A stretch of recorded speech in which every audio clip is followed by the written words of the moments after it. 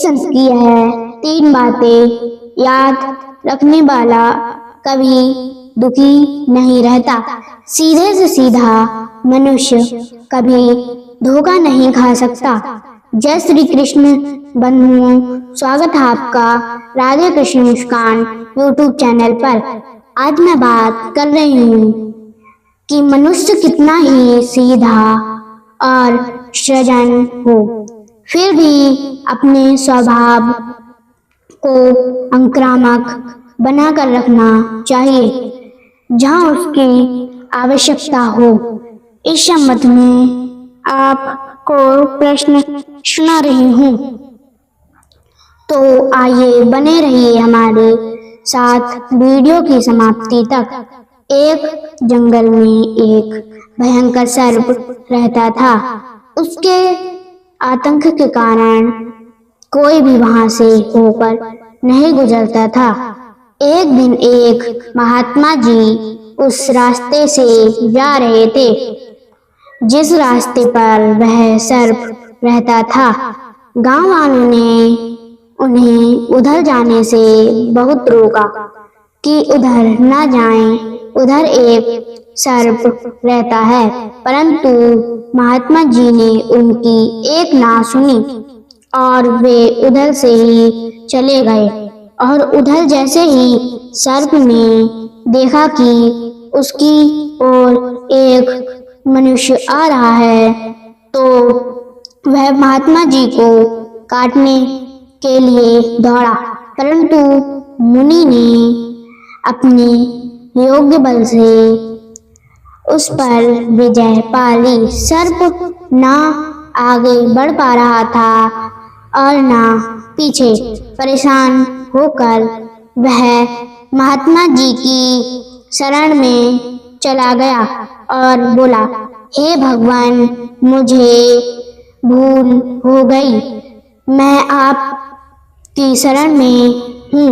मैं महात्मा जी बोले, मैं तुझे क्षमा कर दूंगा, पर एक शर्त पर। आज से तू किसी को नहीं काटेगा। बंधुओं, महात्मा जी की यह बात सुनकर सर्प ने शर्त स्वीकार ली। उसके बाद सर्प ने लोगों को काटना छोड़ दिया। वह सर्प किसी को भी नहीं काटता था।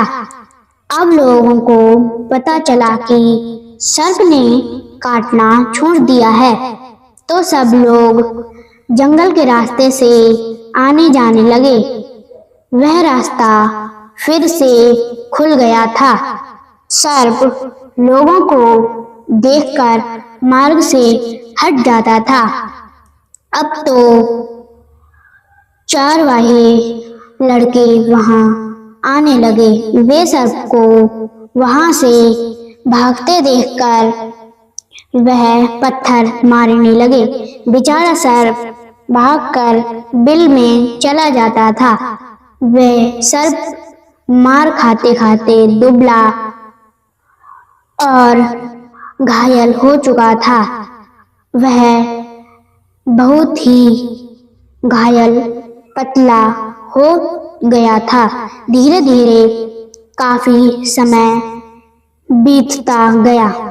एक दिन वो ही महात्मा जी उसी रास्ते से गुजर रहे थे। सर्प ने महात्मा जी को देखा और उनको प्रणाम किया और उन्हें सारी बात बताई। महात्मा जी ने कहने लगे, तो इसके लिए तुम कमजोर हो गए हो।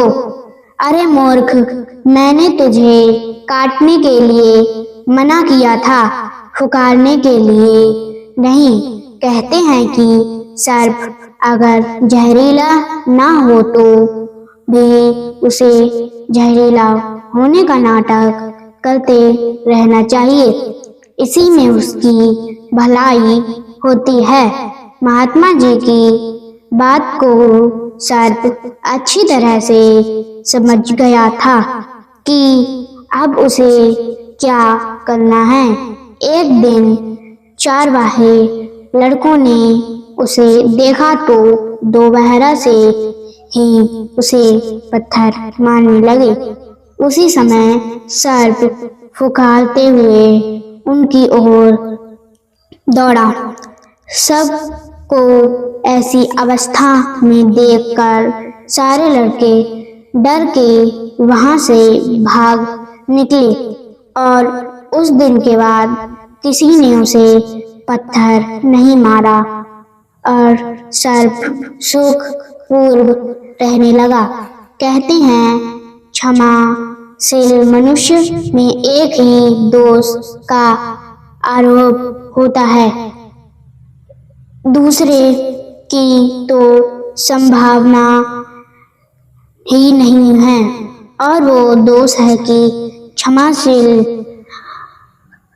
को लोग असमर्थ समझ लेते हैं, किंतु क्षमा बहुत बड़ा बल है। क्षमा से लोग शस्त्र को भी बस में कर लेते हैं। जिस प्रकार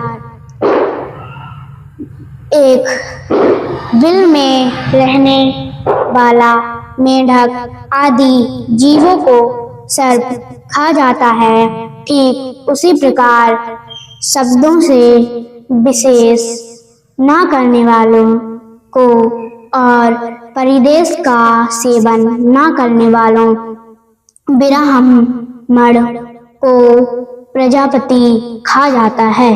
तीसरी बात, मनुष्य आक्रमण ही किसी पर आक्रमण वही करना चाहिए, परंतु इसके साथ साथ इतना डरपोक भी नहीं होना चाहिए कि कोई भी उस पर आकर आक्रमण कर दे।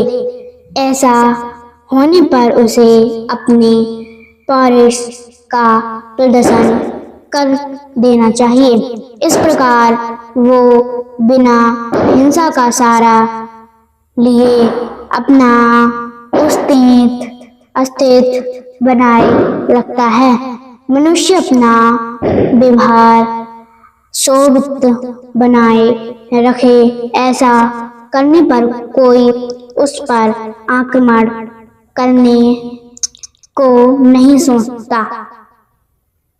चाहे एक ऐसा संत है कि मनुष्य कठोरता से सब को चूस कांटे में किसे दिए जाते हैं, पर सर्प नहीं। जैसे बकरे को उसके स्वभाव के कारण लोग उसे काट कर खा जाते हैं, पर शेर को नहीं। जैसे वृक्ष उनको सीधे होने के कारण उनका अतिशीघ्र ही काटा जाता है, पर टेढ़े वृक्षों को नहीं। उसी तरह कहते हैं, सरोवर के हंस ना चुंगत देखे, देखे दार हीराना, देखे बिगत घरे डिलियों में, बेआसे कब देखी लाज कर माँ, बाप से पियाती ना देखी नाचत, वहीं बलियों में सिंह ना डरे कबो शिकार की डांकत सुने समुद्र को नीर, भला आवे कहाँ बिलियन में कहे शिव राम। जैसे सीन डारे मुखों से सीधे काने सुनो, होता है छालियों में आग कहीं अच्छी लगी हो, और 24 जरूर करना चाहिए। वैसे ही आज की कहानी हुई समाप्त। मिलते हैं अगली वीडियो में। लाइक एंड सब्सक्राइब जरूर करना। मिलते हैं अगली वीडियो में। बहुत बहुत धन्यवाद। राधे राधे। जय श्री